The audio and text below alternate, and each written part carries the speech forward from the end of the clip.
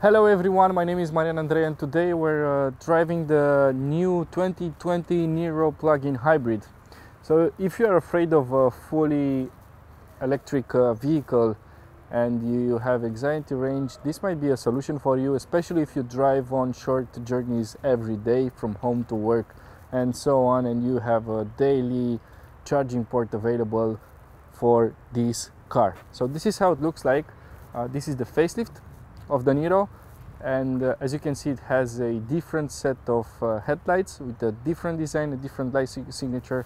We have a different grille which is fully covered, and it has this pyramid shaped glossy black scheme with this chrome here, so it looks really neat, I guess. We have the daytime running lights here with this ice cube shape similar to what we see on Porsche models.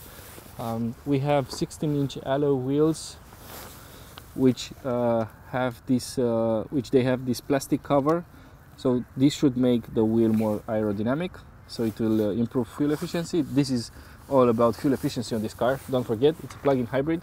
And here we have a charging port which works with Type 2. The maximum charging power of this car is 3.3 kilowatts. And this is how it looks like from the sides. We have some chrome here, chrome on door handles, and this with this button I can lock and unlock the car, and my keys in my pocket, so I don't need to take it out. We have black tinted rear windows, and let's see here. So when you get into the car and you start the engine, the driver's seat will move forward, so this is like a comfort feature, but doing so while you have rear passengers might hurt them, because the car will push the seat backwards. But there's plenty of space for someone which it has 185 centimeters. We have ISOFIX mounts here under the seat here, and as you can see there, I have an ISOFIX seat which is quite large, but it does fit properly there. We have tough plastics here and commands for heated seats, for electric windows, and we have some soft touch material here on the armrest. We have plenty of space for a 1 liter water bottle, and here you can see the speaker grille. This car has a JBL sound system. Moving to the back, it's the same boring Niro design. I don't know, this car compared to everything else that Kia sells, it's kind of ugly if you ask me. But hey, aren't all the electric cars ugly?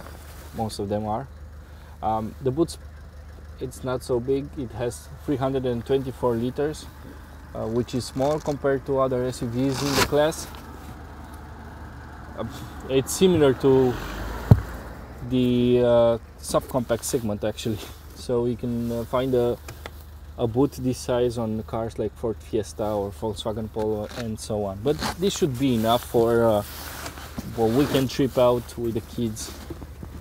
We have a storage space here for I don't know, tire mobility kit and yeah, some other accessories.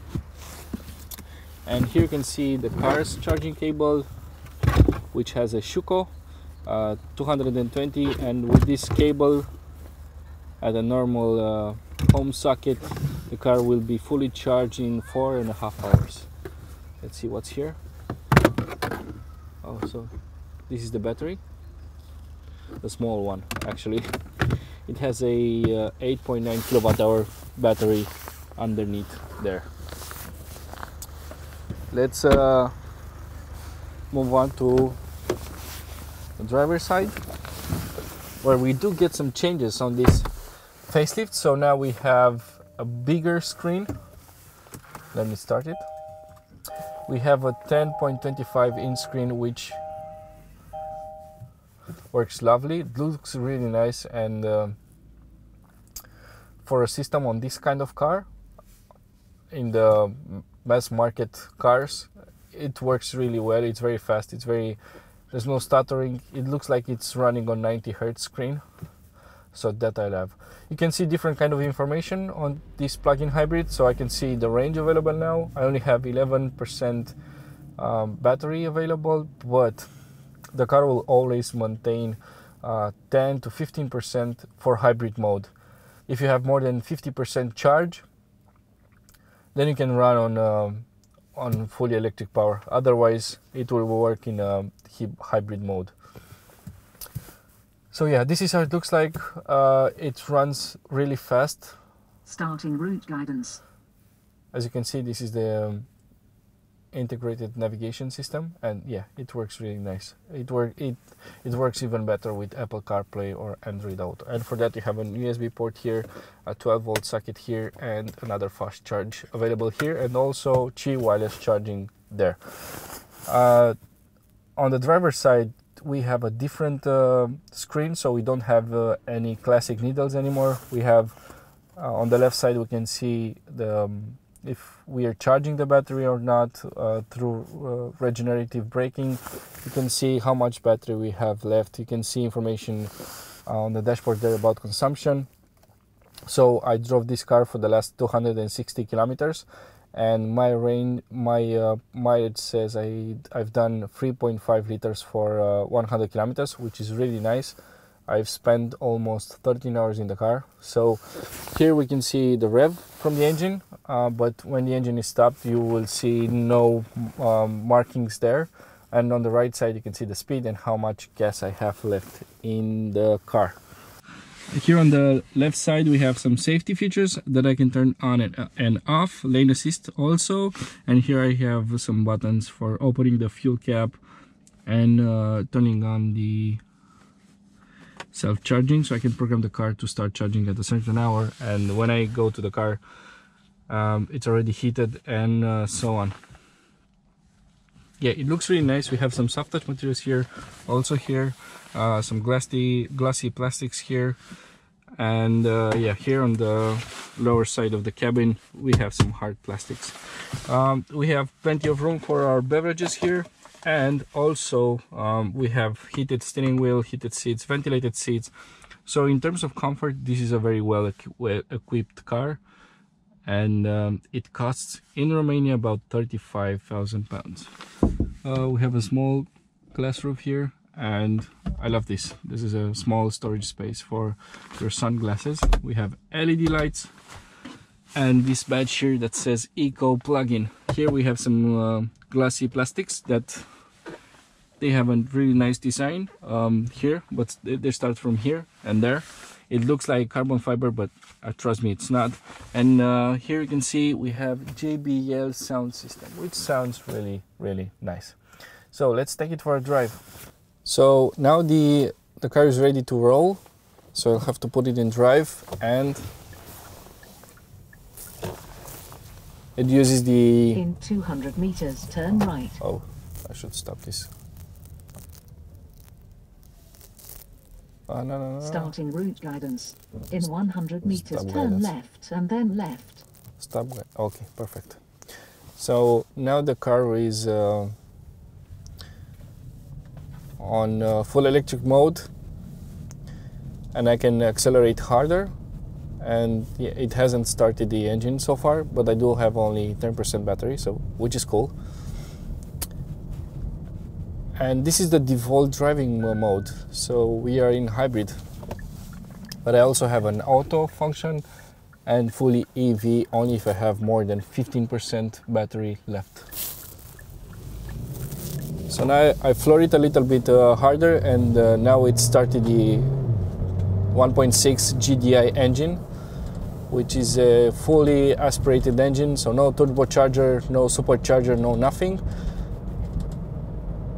And now the engine is running the wheels and also charging the battery at the same time.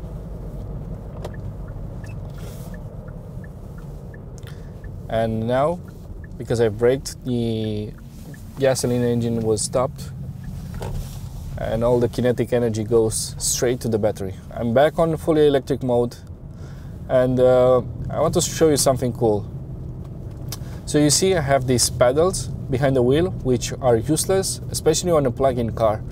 but they have double function. So if I'm close to a junction, I can use the left pedal, so I can turn the regenerative braking to a stronger level. So I have 3 levels, 3, 2, 1, and off with it, it's like I leave the car in neutral.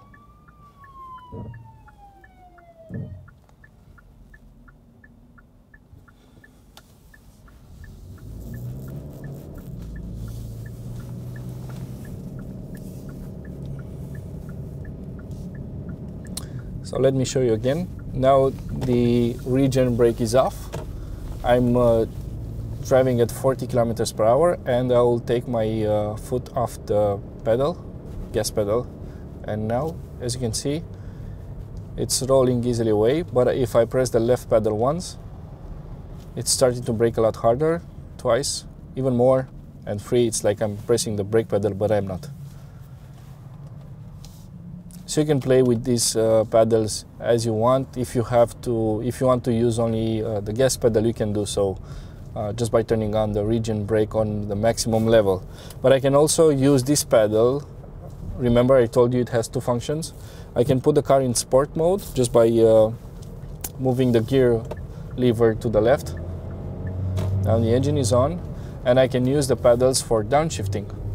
We have a 6-speed dual clutch transmission, which works nice in this combination. Usually on plug-in hybrids we have CVT transmission, but the dual clutch transmission is faster, responds better, and yeah, the gear changes are smooth enough. Not as smooth as a CVT gearbox, but they're fine on this kind of car. So let's put the car back on eco mode, and let's give some space to the car in front, and let's floor it.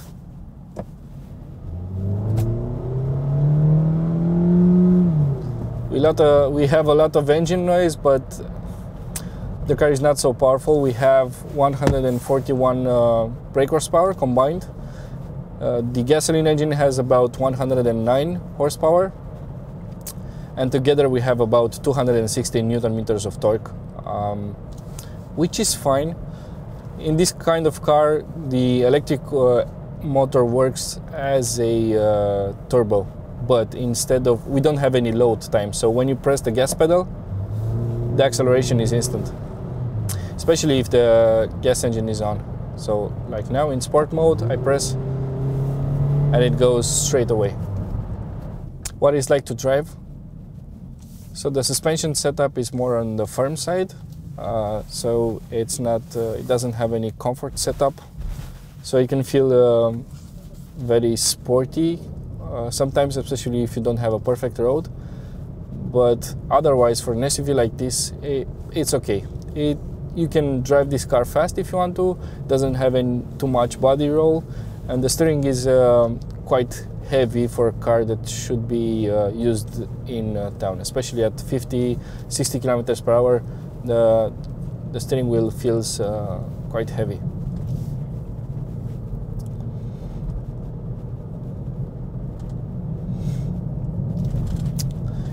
So I've drove this car for the last 263 kilometers, and the average fuel consumption is 3.5 liters for 100 kilometers. And right now the battery is still at 10% with 0 kilometers on EV range. If I put the car in sport, the battery will charge up really fast. I think even faster than using an outlet.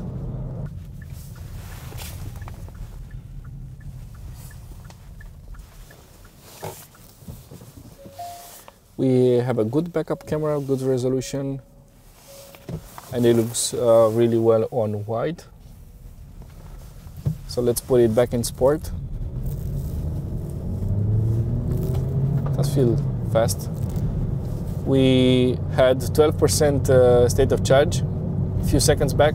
Here it is, and I can put it back in fourth if I want to. Hello. Compared to a normal gasoline car or any other normal SUV, because it has an electric motor which has to run on from time to time, the soundproof of this car is better than average, because of course when the engine is off, you want no extra sound in the cabin. And yeah, that's really nice because it gets silent, especially at city speeds. If you drive past 100 kilometers per hour, it does get a bit noisy, especially with the winter tires. So now we have 13% battery. So running in sport mode, it is a fast way to charge this car, but then the fuel economy will not be so good. So let's put it back in eco mode.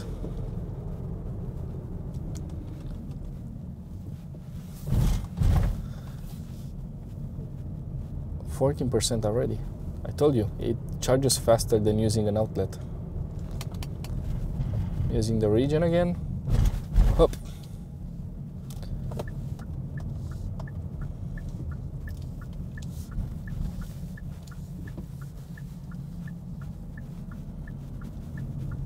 With electric power only, you can drive up to 120 kilometers per hour.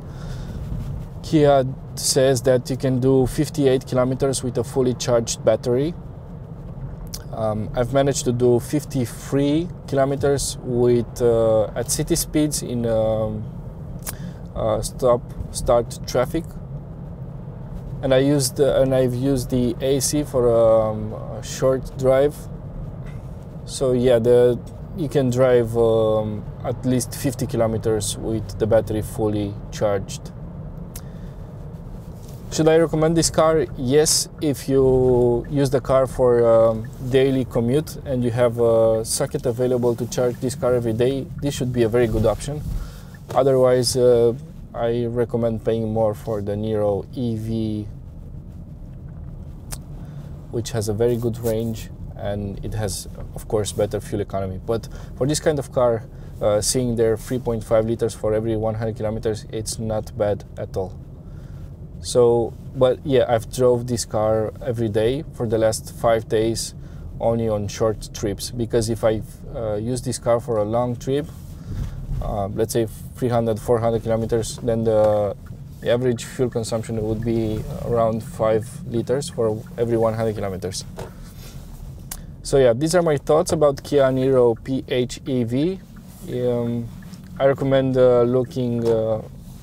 I recommend going to kia.com to see more information about this car, the price in every area. And yeah, don't forget to comment in the section down below and tell me your thoughts about this car. Thank you, and see you on the next one.